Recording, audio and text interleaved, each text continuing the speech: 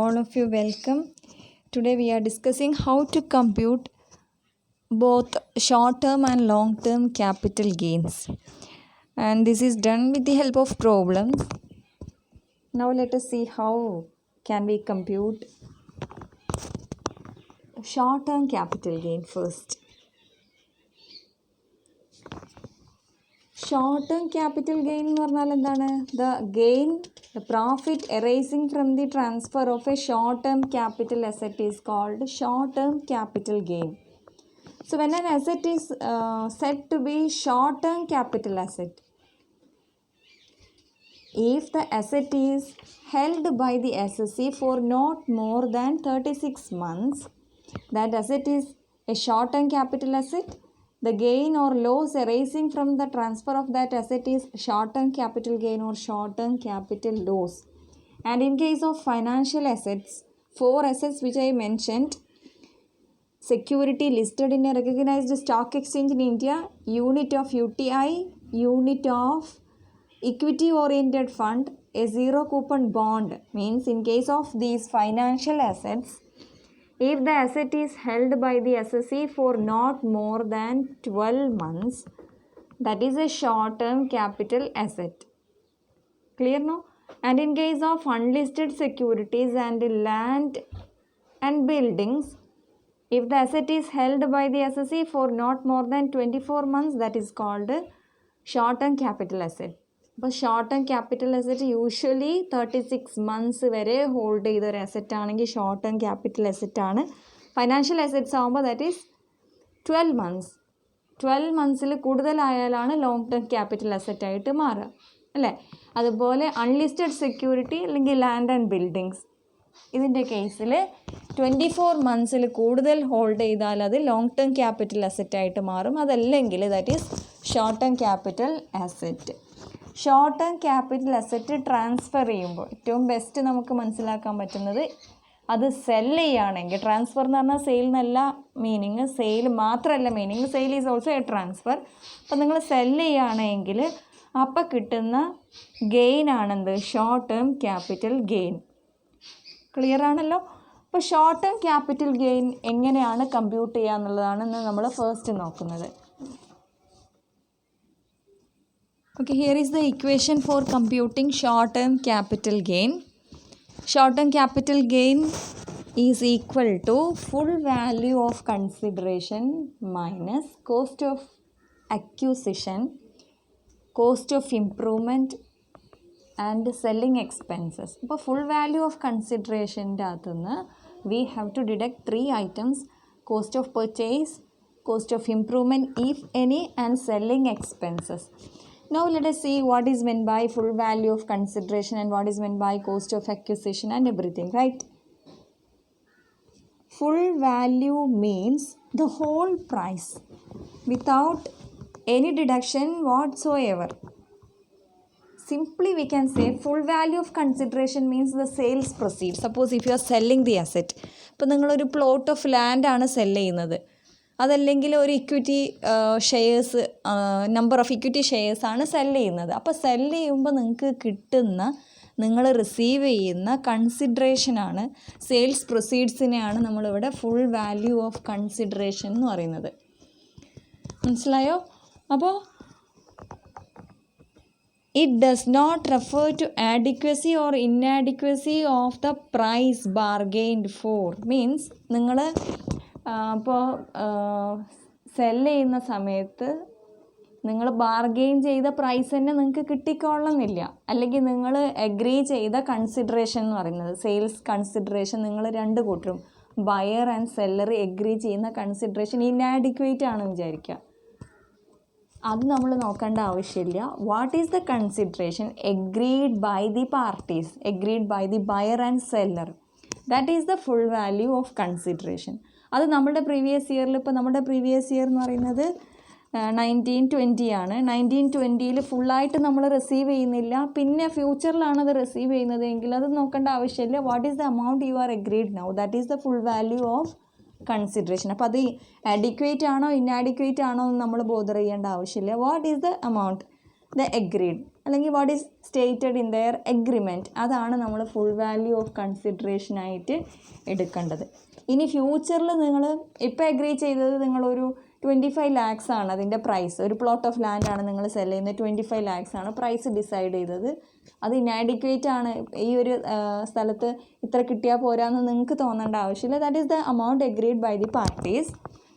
ഫ്യൂച്ചറിൽ 25 lakhs എന്നുള്ളത് ഒരു അണ്ടർസ്റ്റാൻഡിങ്ങിൽ അത് 20 lakhs ആക്കിയിട്ട് 20 lakhs ആണ് റിസീവ് ചെയ്യുന്നത് എങ്കിൽ നമ്മളവിടെ 20 lakhs അല്ല എടുക്കേണ്ടത്, 25 lakhs തന്നെയാണ് സെയിൽസ് കൺസിഡറേഷനായിട്ട്, സെയിൽസ് പ്രൊസീഡ്സ് ആയിട്ട് എടുക്കേണ്ടത്. ഓക്കെ, അപ്പോൾ full value of consideration is clear to you. ഇനി എക്സ്ചേഞ്ച് ആണെങ്കിലോ, എക്സ്ചേഞ്ച് ആണെങ്കിൽ ഒരു അസറ്റ് വേറൊരു അസറ്റിന് നമ്മൾ എക്സ്ചേഞ്ച് ചെയ്യുക, അപ്പോഴും കിട്ടുന്ന ക്യാപിറ്റൽ ഗെയിന് നമ്മൾ ടാക്സബിൾ ആണ് അണ്ടർ ദിസ് ഹെഡ്. അപ്പോൾ അവിടെ നമ്മൾ നോക്കേണ്ടത് എന്താണ് ആ അസറ്റിൻ്റെ, എക്സ്ചേഞ്ച് ചെയ്യുന്ന അസറ്റിൻ്റെ fair market value on the date of exchange, അതാണ് എടുക്കുക. Cost of acquisition of an asset means the value which you pay for the purchase of the asset plus all the expenses incurred for purchasing the asset, for getting the asset.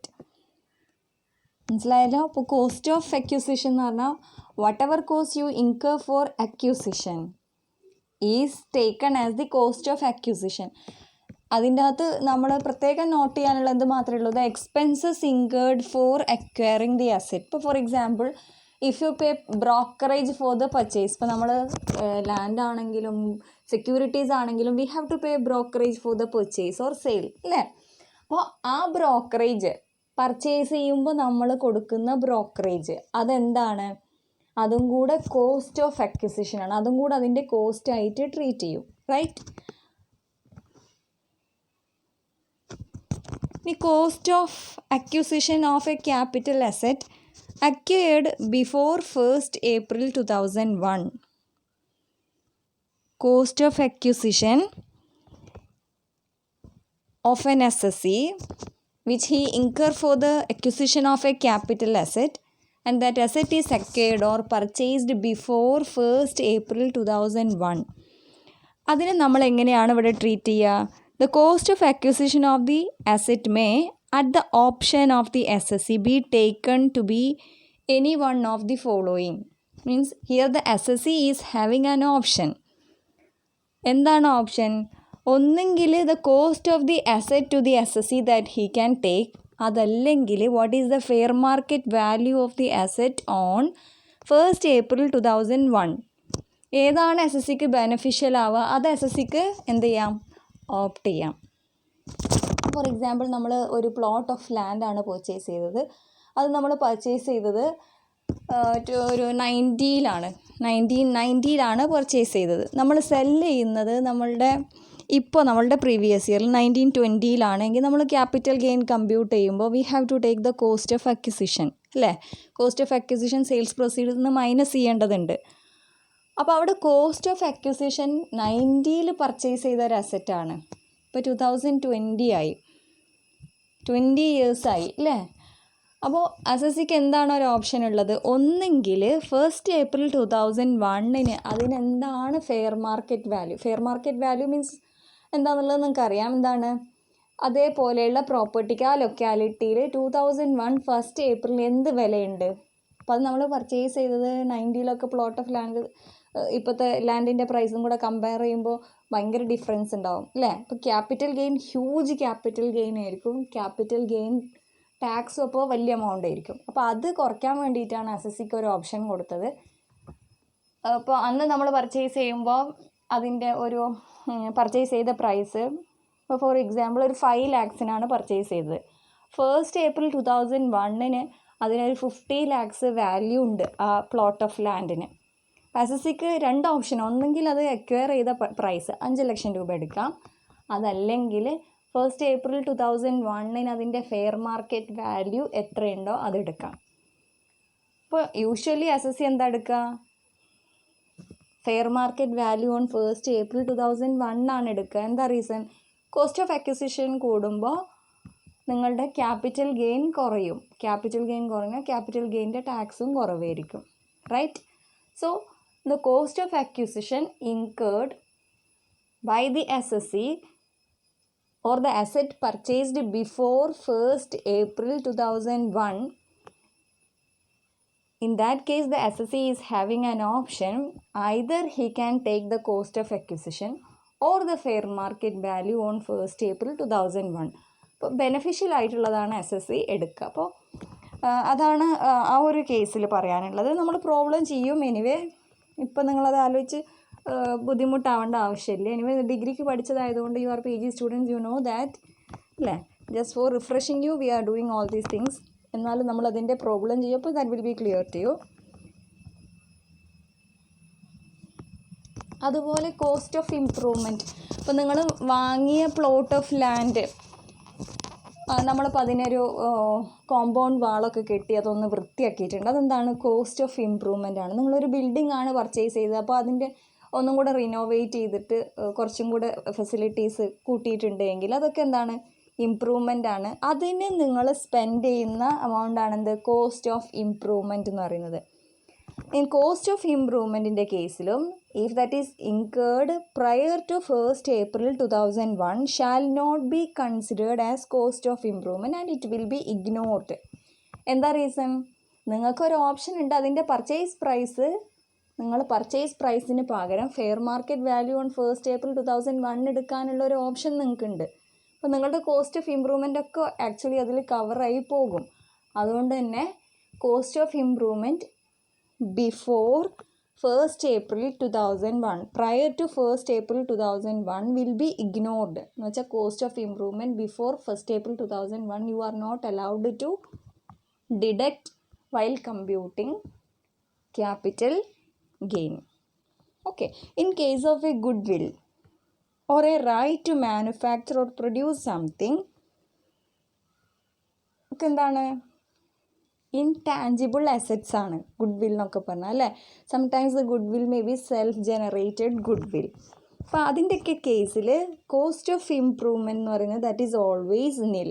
Self generated good will ആണെങ്കിൽ, self generated asset ആണെങ്കിൽ അവിടെ cost of അക്വിസിഷനും ഇല്ല. എത്ര നിങ്ങൾക്ക് sales proceeds കിട്ടുന്നു അതൊക്കെ എന്താണ്? Capital gain ആണ്. ക്ലിയർ ആയോ? അപ്പോൾ in case of goodwill or in case of a right to manufacture or produce something, cost of improvement will not be there, that will be taken as nil. അപ്പോൾ cost of ഇംപ്രൂവ്മെൻറ്റിൻ്റെ case അത്രയാണ് നമ്മൾ ശ്രദ്ധിക്കാനുള്ളത്. Right. Here is a question. നമുക്ക് നോക്കാം. Mister A sold a building on 3rd February 2020 for ₹11,35,000 and paid a brokerage of ₹15,000. He had acquired that asset on 15th May 2018 at a cost of ₹4,35,000. Here we have to compute the capital gain. So you know the equation for computing capital gain. Full value of consideration here means the sales proceeds. എത്ര രൂപയ്ക്കാണ് അത് cell ചെയ്യുന്നതാണ് sales proceeds. From which എന്തൊക്കെ നമ്മൾ deduct ചെയ്യും? Cost of acquisition you can deduct. Cost of acquisition എന്ന് പറഞ്ഞാൽ എന്താണെന്നുള്ളത് നമ്മൾ നോക്കി. പിന്നെ cost of improvement also you can deduct selling expenses together with selling expenses. നമുക്ക് നോക്കാം. നമ്മളുടെ ക്വസ്റ്റ്യനിൽ ഇത്രയാണ് സെയിൽസ് പ്രൊസീഡ്സ് അല്ലെങ്കിൽ full value of consideration received by mister A on the sale of or that at the time of sale of that building is 11,35,000 rupees. Cell ചെയ്യുന്നത് എന്നാണ്? 3rd February 2020 എന്നത് asset നമ്മൾ അക്വയർ ചെയ്തത്, purchase ചെയ്തത് 15th May 2018. Asset എത്ര കാലം SSC hold ചെയ്തിട്ടുണ്ട്? 15th May 2018 purchase ചെയ്ത ഒരു അസറ്റ് 15th May 2019 ആകുമ്പോൾ 1 year ആയി അല്ലേ. 15th May 2020 ആകുമ്പോഴേ എന്താവുള്ളൂ? 24 months ആവുള്ളൂ. Immediately preceding the date of transfer if the asset is held by the SSC for more than 24 months in case of a building or land or in case of an unlisted security, that will be a long-term capital asset. Here the asset is held for a period less than 24 months. 24 months ആണെങ്കിലും അത് short term capital asset ആണ്. അവിടെ 24 monthsൽ കുറവാണ് എന്ത് ചെയ്തിട്ടുള്ളത്? Property hold ചെയ്തിട്ടുള്ളത്. Building വാങ്ങിയിട്ട് അത് സെല്ല് ചെയ്യുന്ന പീരീഡ്. ബിൽഡിങ്ങിൻ്റെ കേസിൽ അതുപോലെ അൺലിസ്റ്റഡ് സെക്യൂരിറ്റീൻ്റെ കേസിൽ 24 months ആണ്, അറിയല്ലോ അല്ലേ. ബാക്കിയുള്ള അസറ്റ്സിൻ്റെ ഒക്കെ കേസിൽ 36 months ആണ്. ഫൈനാൻഷ്യൽ അസറ്റ്സ് ആണെങ്കിൽ 12 months ആണ്. അപ്പോൾ ഇവിടെ ബിൽഡിംഗ് ആണ് 24 months ആണ്. 24 monthsൽ കൂടുതലായാൽ മാത്രമേ ലോങ് ടേം ക്യാപിറ്റൽ അസറ്റ് ആവുകയുള്ളൂ. അപ്പോൾ ഇത് definitely this is A short term capital asset. അപ്പോൾ കിട്ടുന്ന ഗെയിൻ എന്തായിരിക്കും? ഷോർട്ട് ടേം ക്യാപിറ്റൽ ഗെയിൻ ആയിരിക്കും, റൈറ്റ്. അപ്പോൾ സെല്ല് ചെയ്യുന്നത് 11,35,000 rupeesനാണ് അല്ലേ. സെല്ല് ചെയ്യാൻ ഹി പെയ്ഡ് ₹15,000 ബ്രോക്കറേജ്. അപ്പോൾ അത്രയും ക്ലിയർ ആയല്ലോ. 11,35,000 ആക്ച്വലി കിട്ടിയെങ്കിലും ആ 11,35,000 റിസീവ് ചെയ്യാൻ വേണ്ടി ഹി സ്പെൻഡ് ₹15,000. ഓക്കെ, ഇനി പർച്ചേസ്ഡ് ഫോർ ₹4,35,000 അതാണ് അതിൻ്റെ പർച്ചേസ് പ്രൈസ്. അപ്പോൾ നമ്മൾ എന്ത് ഡിസൈഡ് ചെയ്യണം? ക്യാപിറ്റൽ ഗെയിൻ ഡിസൈഡ് ചെയ്യണം. So here is the computation. Full value of consideration 11,35,000 minus cost of purchase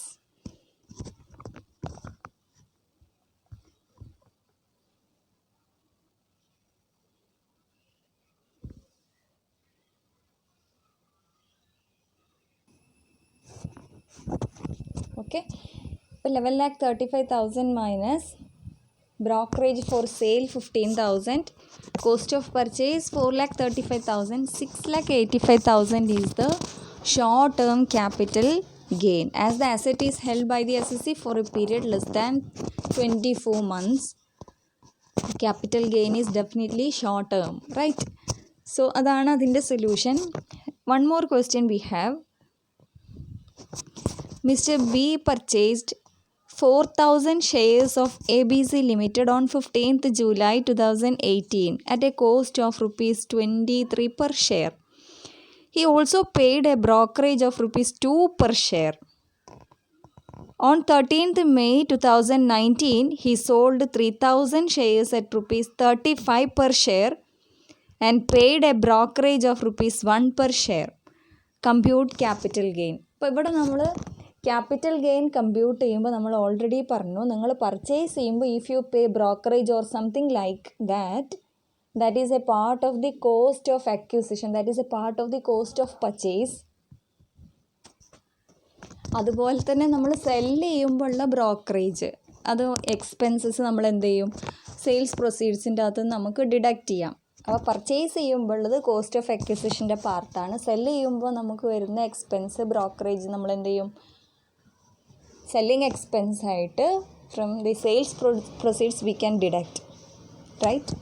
അപ്പോൾ 4,000 shares ആണ് മിസ്റ്റർ ബി പർച്ചേസ് ചെയ്തത്. എന്നാണ് അക്വയർ ചെയ്തത്? 15th July 2018. അപ്പോൾ 15th July 2019 ആകുമ്പോഴേ 1 year ആവുള്ളൂ. ഓക്കെ, 1 year അല്ലെങ്കിൽ 12 monthsൽ കൂടുതൽ ഹോൾഡ് ചെയ്താൽ മാത്രമേ ഒരു ഫൈനാൻഷ്യൽ അസറ്റ് എന്താവുള്ളൂ? ലോങ് ടേം ക്യാപിറ്റൽ അസറ്റ് ആവുള്ളൂ. അപ്പോൾ here the securities are held by Mr. B for a period less than 12 months. So definitely this is a short term capital asset. Gain arising on the sale or transfer will be short term capital gain, right? അപ്പോൾ purchase ചെയ്തത് 23 per share ആണ്. Paid A brokerage of ₹2 per share. അപ്പോൾ 25 per share ആണ് അതിൻ്റെ cost of acquisition. 23 is the purchase price, ₹2 brokerage, 25 together total. He paid for acquiring 1 share from ABC Limited. So 25 per share is the cost of acquisition. Clear ആയല്ലോ. ഇനി cell ചെയ്യുന്നത് 3,000 shares ആണ് sell ചെയ്യുന്നത്. 1,000 shares ഇപ്പോഴും കയ്യിൽ hold ചെയ്യുന്നുണ്ട്. At ₹35 per share and paid a brokerage of ₹1 per share. അപ്പോൾ net proceeds from 1 share will be net sales proceeds from 1 share will be ₹34. 35 collect ചെയ്യുന്നുണ്ടെങ്കിലും for collecting ₹35 ₹1 he spent as brokerage. So net proceeds received by Mr. B is ₹34. ഇത്രയും കാര്യങ്ങൾ clear ആയല്ലോ. Capital gain is short term as the asset is held by the assessee or not more than 12 months. Okay, equation again I'll show you. Full value of consideration or simply the sales proceeds minus cost of acquisition and cost of improvement together with the selling expenses you can deduct. Okay. Full value of consideration എന്ന് പറയുന്നത് 3000 shares 35 റുപ്പീസിന് cell ചെയ്യുമ്പോൾ 1,05,000 is the gross proceeds received from the sale, from which you deduct 1 per share as brokerage, means 3,000 into 1, 3,000 rupees. Net proceeds will be 1,02,000, which is 34 rupees per share for 3,000 shares, 1,02,000, from which you can deduct cost of purchase, cost of acquisition. Cost of acquisition എന്ന് പറയുന്നത് നമ്മൾ എന്തായിട്ട് എടുക്കുക, 25 per share ആയിട്ട് എടുക്കുക. 23 rupees purchase പ്രൈസും 2 rupees ബ്രോക്കറേജും. So that amounts to rupees 75,000 from 1,02,000. If we deduct the cost of acquisition 75,000, 27,000 is the short-term capital gain. Okay. അപ്പോൾ ഇത്രയും ക്ലിയർ ആയല്ലോ. അപ്പോൾ ഇന്ന് നമ്മൾ ഡിസ്കസ് ചെയ്യാൻ ഉദ്ദേശിച്ചത് actually computation of both short term and long term capital gain ആയിരുന്നു. Anyway അതും കൂടെ ചെയ്യുമ്പോഴേക്ക് video will be lengthy, so that I will give you in next video. So this is enough for now. It's clear to you. Computation of short term capital gain ആണ് ഇന്ന് നമ്മളുടെ discussion. Problem ആണ് ചെയ്തത്. ഇനി ഓരോന്നും ഒരു cost of acquisition, cost of ഇംപ്രൂവ്മെൻറ്റിൻ്റെ ഒക്കെ ഡീറ്റെയിൽസ് വരുന്നത് നമ്മൾ ഇനിയും പ്രോബ്ലംസ് വർക്കൗട്ട് ചെയ്യും. അപ്പോൾ നിങ്ങൾക്ക് it will be clear to you, right? Okay.